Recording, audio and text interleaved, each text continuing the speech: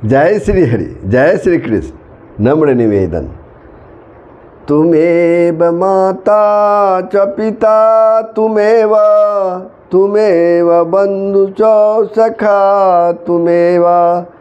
तुमेव विद्या दर्विनं तुमेव सर्वमं देव वासुदेव सुतं देवं कंसचाणूरमर्दनं देवकी परमानंदम कृष्णं वंदे जगद्गुरुं। जय श्री हरि, जय श्री कृष्ण। प्रभु आप सब श्रीमद् भगवत गीता के अध्याय 13वें के श्लोकों का श्रवण कर रहे हैं। पिछले दिनों आपने 13वें अध्याय के श्लोक 22 और 23 का श्रवण किया था, जिसमें प्रभु श्री कृष्ण ने कहा है कि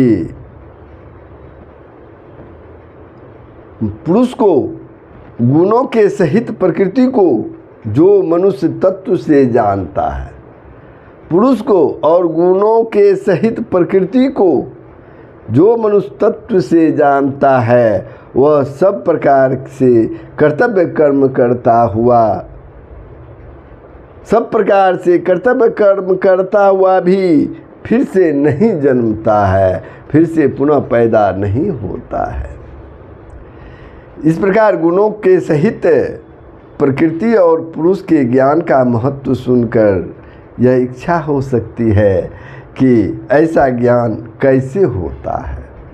इसलिए अब आगे के 2 श्लोकों द्वारा अलग अलग अधिकारियों के लिए तत्व ज्ञान के भिन्न भिन्न साधनों का प्रतिपादन करते हैं प्रभु श्री कृष्ण। श्लोक 24 और 25 में प्रभु श्लोक 24 प्रारंभ हो। आप लोगों से नम्र निवेदन है, यदि आपने वीडियो को सब्सक्राइब नहीं किया है तो अवश्य ही कर देंगे, बेल आइकन को दबा देंगे, साथ ही शेयर करेंगे, लाइक करेंगे, कमेंट करेंगे। जय श्री हरि। ध्यानेन आत्मानि पश्यन्ति केचित् आत्मानं आत्मना।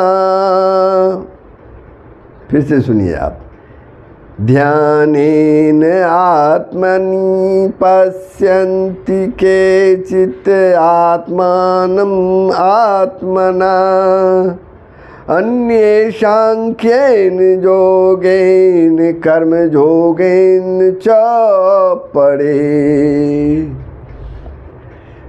उस परमात्मा को कितने ही मनुष्य तो शब्द हुई सूक्ष्म बुद्धि से ध्यान के द्वारा हृदय में देखते हैं।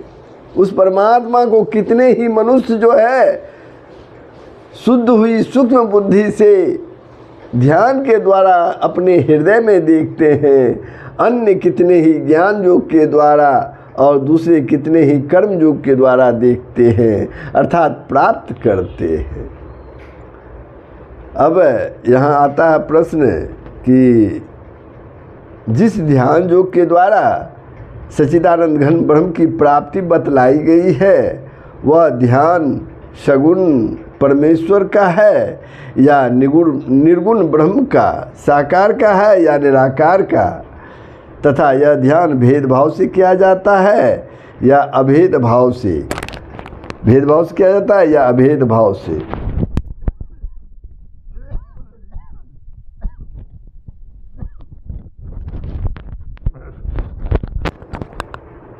और इसके फलस्वरूप सच्चिदानंद घन ब्रह्म की प्राप्ति भेदभाव से होती है या अभेद भाव से।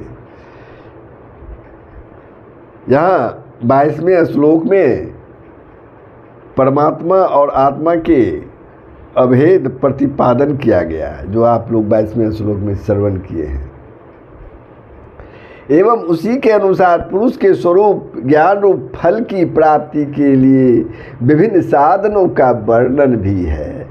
इसलिए यहाँ प्रसंग के अनुसार निर्गुण निराकार ब्रह्म के अभेद ध्यान का ही वर्णन है, अभेद ध्यान का ही वर्णन है और उसका फल अभिन्न भाव से ही परमात्मा की प्राप्ति बतलाया गया है।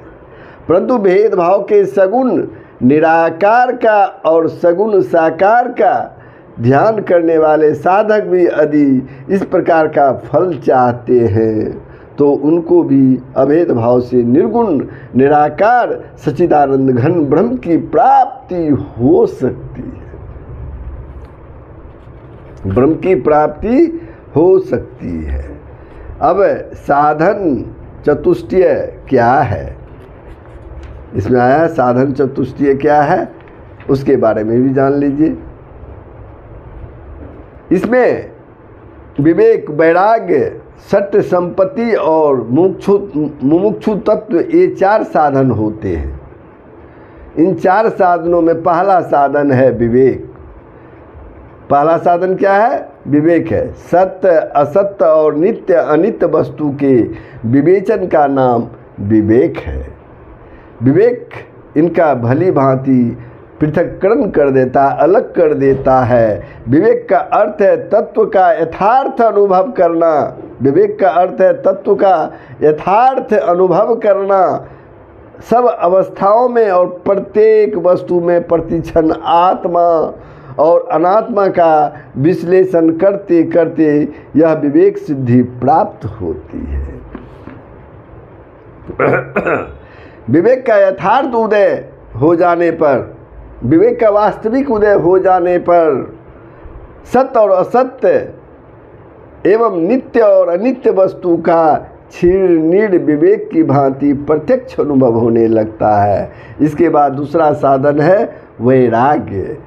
विवेक के द्वारा सत्य असत्य और नित्य अनित्य का पृथक्करण हो जाने पर असत्य और अनित्य से सहज ही राग हट जाता है। इसी का नाम वैराग्य है। मन में भोगों की अभिलाषाएं बनी हुई हैं और ऊपर से संसार से द्वेष और घृणा कर रहे हैं, इसका नाम वैराग्य नहीं है। वैराग्य में राग का सर्वथा अभाव है। वैराग्य यथार्थ में अभ्यांतरिक अनासक्ति का नाम है। जिनको सच्चा वैराग्य प्राप्त होता है उन पुरुषों के चित्त में, मन में ब्रह्मलोक तक के समस्त भोगों में तृष्णा और आसक्ति का अत्यंत ही अभाव हो जाता है। उसके मन में कोई तृष्णा और किसी भी वस्तु के लिए आसक्ति नहीं रहती। वे असत्य और अनित्य से हटकर अखंड रूप से सत्य और नित्य में लगे रहते हैं। यही वैराग्य है।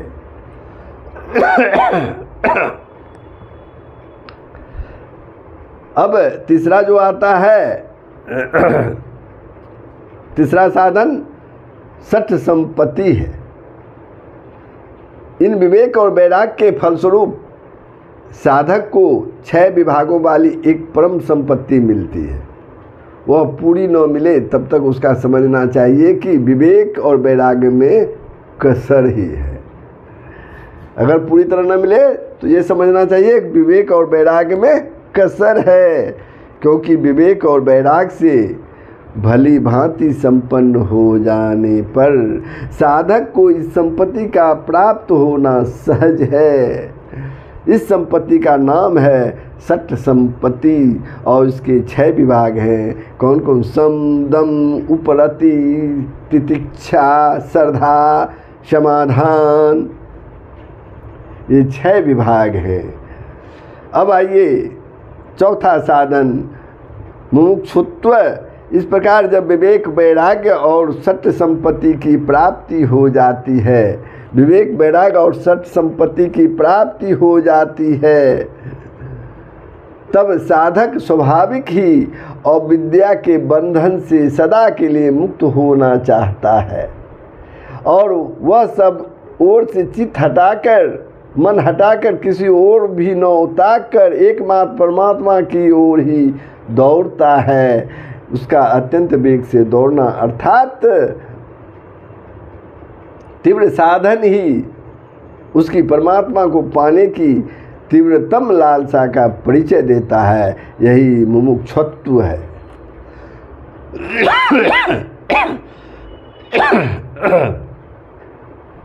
अब एक प्रश्न उठता है कि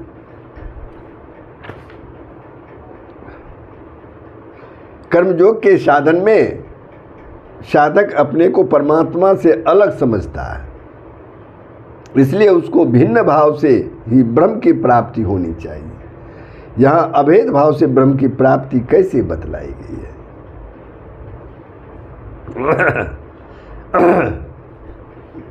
प्रभु श्री कृष्ण कहते हैं, साधन काल में भेदभाव रहने पर भी, साधन काल में भेदभाव रहने पर भी जो साधक फल में अभेद मानता है, उनको अभेद भाव से ही ब्रह्म की प्राप्ति होती है। और यहाँ किन किन साधनों द्वारा अभेद भाव से ब्रह्म का ज्ञान हो सकता है, यही बतलाने का प्रसंग है। इसलिए यहाँ कर्मयोग के द्वारा भी अभिन्न भाव से परम ब्रह्म परमात्मा की प्राप्ति बतलाई गई।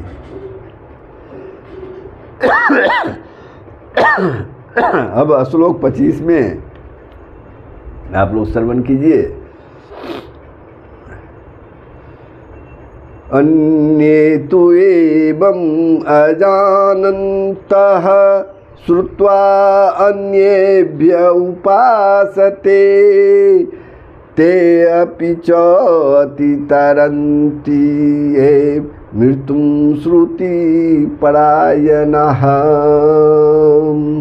मृत्यु श्रुति परायण। परंतु इनसे दूसरे अर्थात जो मंद बुद्धि वाले पुरुष हैं, वे इस प्रकार न जानते हुए दूसरों से अर्थात तत्व के जानने वाले पुरुषों से सुनकर ही उसके अनुसार उपासना करते हैं, और वे श्रवण परायण पुरुष भी मृत्यु रूप संसार सागर को निसंदेह तर जाते हैं। निसंदेह तर जाते हैं। यहाँ मृत्युम पद किसका वाचक है और अति उपसर्ग के सहित तरंती क्रिया के प्रयोग का क्या भाव है?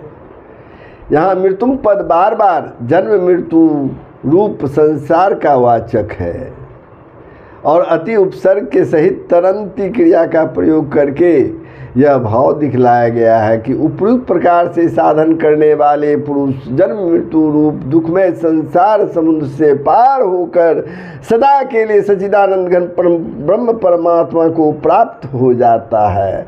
फिर इनका पुनर्जन्म नहीं होता।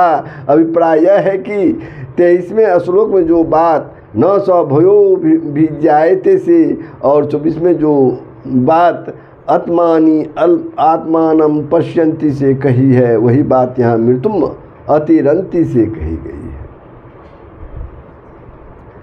इस प्रकार परमात्मा संबंधी तत्व ज्ञान के भिन्न भिन्न साधनों का प्रभु जो है प्रतिपादन करते हैं, और